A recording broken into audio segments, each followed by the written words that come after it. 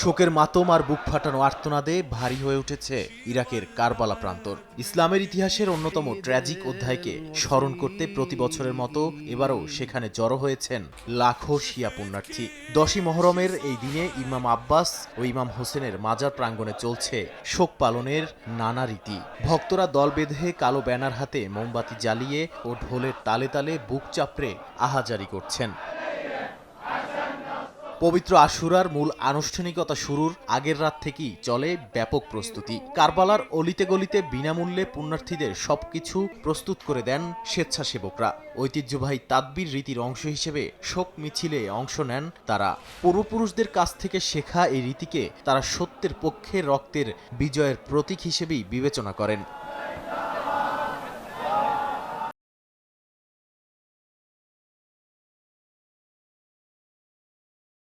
680 খ্রিস্টাব্দে কারবালার প্রান্তরে ইয়াজিদ বাহিনীর বিরুদ্ধে লড়াইয়ে নির্মমভাবে শহীদ হন হজরত ইমাম হোসেন। অন্যায় ও জুলুমের বিরুদ্ধে ইসলামের মূল বাণী ও ন্যায় বিচার প্রতিষ্ঠা করতে গিয়েই তিনি নিজের জীবন উৎসর্গ করেছিলেন। 14 শতকেরও বেশি সময় ধরে তার এই মহান আত্মত্যাগকে পরম শ্রদ্ধায় স্মরণ করে আসছে শিয়া সম্প্রদায়। বিশ্বজুড়ে ছড়িয়ে থাকা নানা বর্ণের মানুষের এই সমাগম কারবালাকে রূপ দিয়েছে এক অনন্য শোকের চত্বরে। নাদিম মারজান, সময় সংবাদ।